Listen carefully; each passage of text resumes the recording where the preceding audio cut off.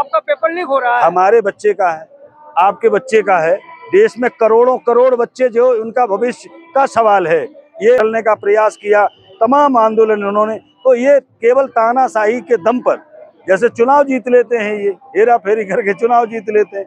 जिस दिन देश में बैलेट से ईवीएम हट के बैलेट से चुनाव हो जाएगा, सरकार को अपनी औकात पता चल जाएगी। नहीं 15 करोड़ भी दिए थे सर, 15 लाख भी सरकार ने दिए थे।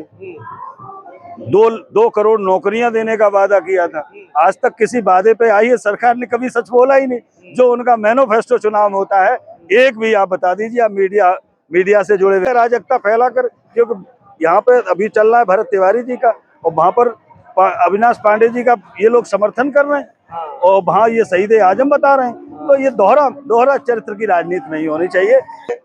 केवल चंद्रशेखर आजाद देश आजाद करा रहे, तुम्हें क्या मिलेगा? तुम्हें क्या मिलेगा? आज जो है भारत के प्रधानमंत्री कोई भी बन जाए, लेकिन अपने बाप की कुर्सी के ऊपर, अपनी कुर्सी के बगल में अपने बाप का फोटो नहीं लगा सकते। चंद्रशेखर का ही लगाना पड़ेगा। ऐसे ही जो पढ़ लिख गए हैं उन्हें नौकरी करना है, नौकरी के लिए पढ़े हैं। अगर तुम्हारे यहाँ नौकरी करके पढ़ा करके नौकरी देने की गुंजाइश नहीं है तो क्यों पढ़ा रहे हो? बंद करो।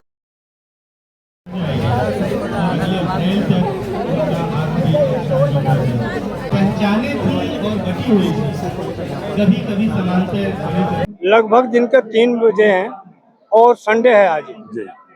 पूरे जो मीडिया है वो करे कि यहाँ पर भीड़ नहीं है।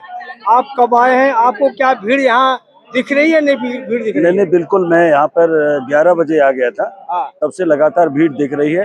लोग चूंकि क्रम से खड़े नहीं है, कोई चल रहा है, कोई इधर खड़ा है, लेकिन भीड़ बहुत है इधर जी। जी। तो मैं ये कह रहा हूँ कि आप कह रहे हो कि जितना लोग आ रहे हैं उतना लोग जा रहे हैं जी। तो ये भ्रम कौन लोग फैला रहे हैं कि यहाँ भीड़ ही नहीं आ रही है? ये भ्रम लोग, तो ये सरकार ही भ्रम भय उत्पन्न करके सरकार चली रही है। ये सरकार का केवल काम है कि लोगों को भयभीत करना, लोगों को भ्रमित करना, लोगों को गुमराह करना, किसानों के आंदोलन को कुचलना, छात्रों के भविष्य को बर्बाद करना, पेपर लीक कराना कोई उचित कार्य नहीं है। हम आप सबके बच्चे हैं, जितने भी प्रशासन में बैठे, शासन में बैठे हैं, आम आदमी हैं, उन सभी बच्चों, मतलब हर माँ बाप का एक सपना होता है कि उनका बच्चा पढ़ लिख के कुछ बनेगा। सारे रोजगार छीन लिए, साधन सब समाप्त कर दिए सरकार ने, और उसके बावजूद भी गार्जियन अपने बच्चे को पढ़ा रहा है, तैयारी करा रहा है, और लास्ट में आकर के पेपर लीक होता है, बच्चे आत्महत्या कर रहे हैं। इससे ज्यादा मतलब गिरी नैतिकता नहीं हो सकती। और मेरा मानना है कि ये आंदोलन पूरे समूचे 140 करोड़ आबादी के भविष्य का ये आंदोलन है। और निश्चित रूप से सरकार, क्या पहले नहीं पता? सरकार की मंशा तो किसान आंदोलन पे भी आपने देखी थी, इससे पहले और भी आंदोलन जो भी हुए हैं, हर आंदोलन को इन्होंने कुचलने का प्रयास किया है। मैं आपसे पूछना चाह रहा हूँ सर, यहाँ तो कितने आंदोलन आते हैं, कुछ दिन रहते हुए चले जाते हैं, तो क्या आपका इनका भविष्य आपको कैसे दिख रहा है? क्या ये बच्चे कुछ कर पाएंगे कि ऐसे ये भी खाली हाथ चले जाएंगे? नहीं, बिल्कुल सरकार की मंशा को आम आदमी समझ चुका है, छात्र समझ चुका है। ये आंदोलन अभी उग्र रूप लेगा, और आपने देखा होगा कि सरकार यदि इन आंदोलनों से यदि जागरूक नहीं चेती, तो पड़ोसी देशों में जो हुआ है उसकी पुनरावृत्ति होना भी कोई बड़ी बात नहीं है। क्यों? हम तो ये मानते हैं कि सत्ता मद में सिंहासन के पांव बहकने लगते हैं, तब जनता के अंदर से अंगारे दहकने लगते हैं। तो ये अंगारों का असर है, ये आम आदमी के दर्द का है, पीड़ाओं का है। और उन बच्चों को जिन्होंने आत्महत्या की है, उन माँ बाप से उनके दर्द पूछिएगा, दर्द क्या होता है जिसका जवान बेटा और बेटी आत्महत्या करती है, और सरकार के निकम्मेपन की वजह से आत्महत्या करती है।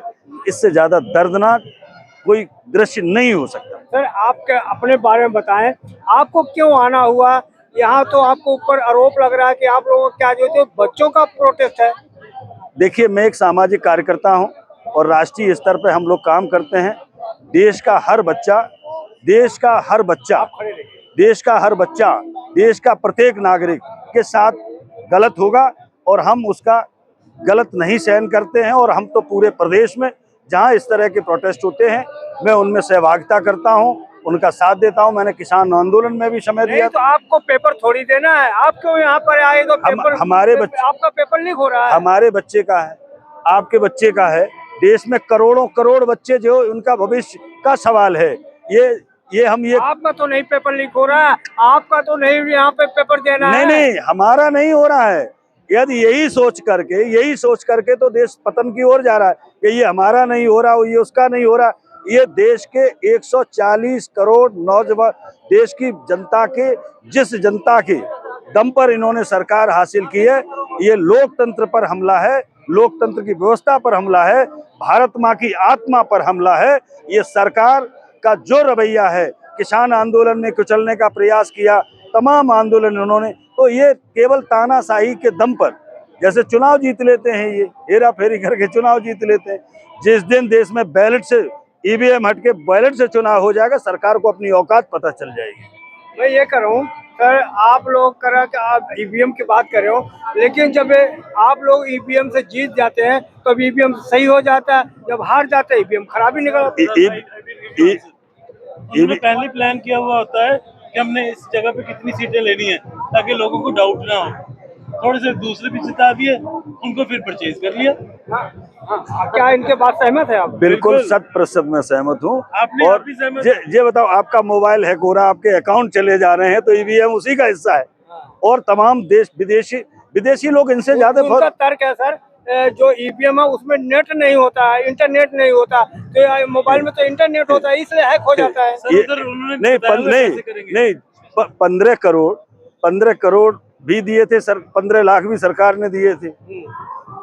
2 करोड़ नौकरियां देने का वादा किया था। आज तक किसी वादे पे आई है सरकार ने कभी सच बोला ही नहीं। जो उनका मैनिफेस्टो चुनाव में होता है, एक भी आप बता दीजिए, आप मीडिया से जुड़े व्यक्ति हैं, आप बता दीजिए कि भाजपा सरकार ने अपने मैनिफेस्टो का 1% भी कहीं अल्पानन किया। सर एक आरोप लग रहा है सर, यहाँ पर जय भीम का नारे लग रहा है, तो जय भीम के नारे लगने से, जातिवाद के नारे लगने से, आरएसएस की आजादी मांग रहे हैं, ब्राह्मणवाद की आजादी से, इस वजह से यहाँ भीड़ कम हो रही है। ये उनका गलत तर्क है, कमी निकालना उनकी आदत है। जय भीम, बाबा साहब भीमराव अम्बेडकर देश के संविधान निर्माता हैं और राष्ट्र को उन्होंने जीने का अधिकार दिया। जिन लोगों को मत देने का अधिकार नहीं था, उनके मौलिक अधिकार नहीं थे, हमें संप्रभुता दी है, हमें तो ये क्यों नारे लगते, ब्राह्मणवाद से आजादी, आरएसएस से आजादी, ये क्यों नारे लग रहे हैं? यहाँ तो जय श्री राम का नारे लगने चाहिए। ये मैनिपुलेटेड है, ये सब प्रायोजित है। बीजेपी का कोई भी कार्यक्रम बिना प्रायोजित नहीं होता, उनका सब पहले से फिक्स होता है किनको कैसे कहाँ टारगेट करना है। जैसे अभी आप देखें कि भरत तिवारी के नाम पर शहीद आजम बनाने का उनको प्रयास किया गया, और वहाँ एक एसएसपी लोक सेवक पद पर बैठा हुआ वरिष्ठ पुलिस अधीक्षक मेरठ में सरेआम दलित के साथ, अधिवक्ता के साथ अभद्रता कर रहा है। लोग क्यों नहीं बोल रहे? ये तो करें, हम कानून के हिसाब से काम करें, जो अपराधी है हम उसको गिरफ्तार करेंगे। अब गिरफ्तार करना उनके अधिकार में है, लेकिन पुलिस कस्टडी में पुलिस कप्तान का मारना, ये हमारे मानवाधिकारों का हनन है। उनको वो तो कर रहे हैं कि अगर हमारे ऊपर किसी को गुस्सा है तो 2 पेड़ लगाए, नहीं तो हमको 1 पेड़ लगाए, जो भी हमको देख रहा है। वो गलत, ऐसा है ना, उनकी सोच हो सकती है। मेरा मानना है कि ऐसे लोग, आक्रामक लोग, हाइपर होने वाले अधिकारी को लोक सेवक पद पर बैठे होने का कोई अधिकार नहीं है। इनको जनता के हितों की रक्षा के लिए, लोगों को कानून व्यवस्था संभाले रखने के लिए इनको नियुक्त किया गया है। इन पे लोगों को अपमानित करके, बदतमीजी करके, मारपीट करके, ये अराजकता फैलाकर, क्योंकि यहाँ पे अभी चल रहा है भरत तिवारी जी का, और वहाँ पर अविनाश पांडे जी का ये लोग समर्थन कर रहे हैं, और वहाँ ये शहीद आजम बता रहे हैं। तो ये दोहरा चरित्र की राजनीति नहीं होनी चाहिए। ये भारत हमारा तमाम गुलदस्ता, तमाम फूलों से खिला हुआ गुलदस्ता है। इसमें सर्व समाज को, सर्व जन हिताय की बात होती है। उसमें जातियों को बांटना एक तरह से हमारे देश को टुकड़े टुकड़े करने का एक सुनियोजित षड्यंत्र है। देश को विभाजित करने का षड्यंत्र है, जातियों में लड़ाने का षड्यंत्र है। ये मैं समझता हूं कि जनता सब इनकी भावनाओं को समझ चुकी है, इनकी नीतियों को समझ चुकी है। अब ज्यादा दिन ज्यादा जनता गुमराह होने एक लास्ट वाली नहीं। सवाल सर, जैसे कि कॉकरोच जनता पार्टी का एक आह्वान है कि 20 तारीख को संसद का घेराव करें, आपको नहीं लगता कि यहाँ से हटे पुलिस यहाँ से भगा देगी, दोबारा यहाँ पर नहीं जमने पाएगा? जैसे पहले अब तक जो भी इन्होंने किया है, सरकार ने जो अन्य आंदोलनकारियों के साथ जैसा किया है, क्योंकि उनके पास अपना कुछ नहीं है, वो हमेशा जब डरते हैं तो पुलिस को आगे करते हैं। वो ये भी संभावनाएं हैं, मैं इससे नकार नहीं सकता, ऐसा सरकार कुछ भी कर सकती है। तो आपको संभावना है कि 20 तारीख अंतिम होगा इनका? भाई वो कुछ भी कर सकते हैं, सरकार चाहे क्या नहीं कर सकती। किसान सालों साल पड़े रहे, 800 लोग मर गए, उस पर सरकार की आंखें नहीं खुली, तो अब इनके लिए क्या है? जी यही खड़े रहना। सर बाबूजी, आपका परिचय बताएं, आप यहाँ आना क्यों हुआ आपको? मेरा नाम सादेश अली मसीह है और वोटर पार्टी इंटरनेशनल के प्रदेश अध्यक्ष हैं। यहाँ आंदोलन चल रहा है और छात्र आंदोलन चला रहे हैं। जब कभी बच्चे कोई भी काम करते हैं, पास हो जाते हैं, तो पूरा परिवार खुश होता है। और यहाँ झगड़े में फंस गए तो बाप घर थोड़ी बैठा रहेगा, वो भी लठ लेके आएगा बच्चों के लिए। तो जब ऐसी स्थिति है तो हम लोगों की जिम्मेदारी बनती है बच्चों के सपोर्ट में आप आए हैं? को सपोर्ट करें।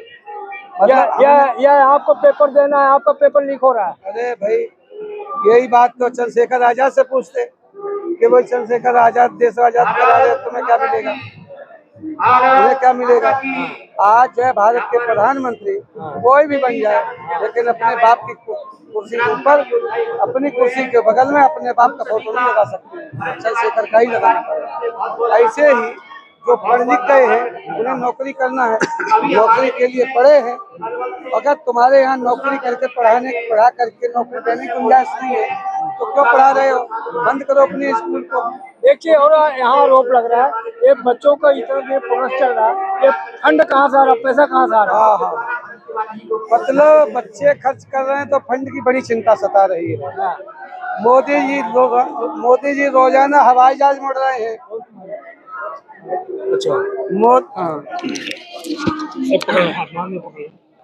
मोदी जी रोजाना हवाई जहाज मुड़ रहे हैं, तो कोई नहीं पूछ रहा है कि ये हवाई जहाज से उड़ रहे हैं तो अरे बाप का पैसा लगा है क्या?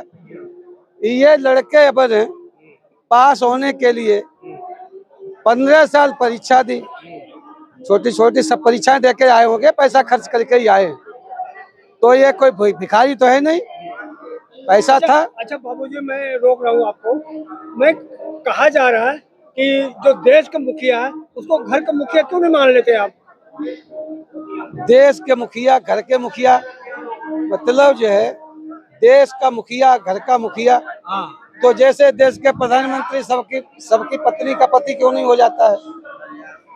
अगर प्रधानमंत्री सबकी भारत की पत्नी है, हम बताएंगे बाबूजी, एक मिनट इनका सवाल है, बात करो इनसे, हम बताएंगे देश का मुखिया, घर का मुखिया। इसलिए ये जिम्मेदारी जो है परिवार के मुखिया की होती है। वो परिवार छोटा होता है, देश बड़ा होता है, देश की जिम्मेदारी चुन के दी जाती है, चुन के। बाबूजी एक चीज और सुनो, कहा जा रहा है कि जैसे आपके घर में कोई चीज कमी है,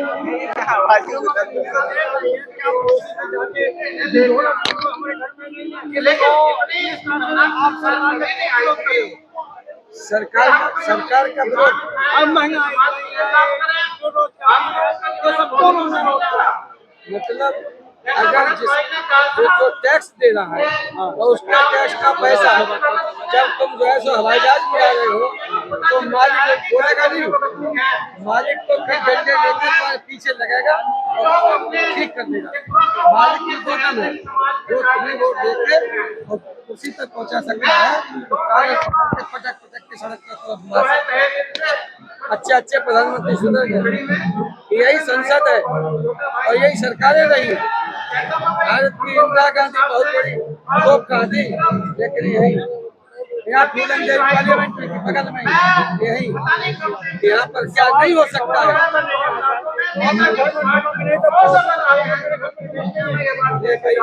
जब घर में नमक नहीं है पड़ोसी से नहीं कहेंगे तो किससे कहेंगे?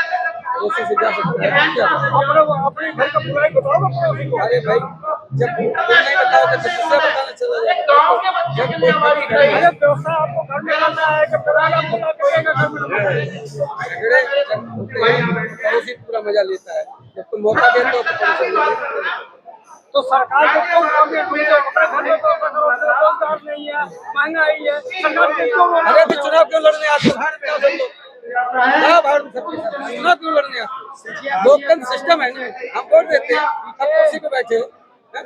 तो तुमसे नहीं किससे कहेंगे? क्यों चुनाव लड़ने आए थे? अगर तुम्हें कुछ करने की है तो हम लोग कहें, अरे सरकार को पहले रोजगार नहीं है तो लोन और रोजगार करो। मतलब लोन बांटने की तुम्हारे पास फैक्ट्री लगी है, क्यों लोन दे रहे हो? कर्जा क्यों दे रहे हो? उसका हिस्सा क्यों नहीं दे रहे हो? प्रधानमंत्री क्यों नहीं रोजगार लेता है? 5 किलो का प्रधानमंत्री क्यों नहीं लेता है?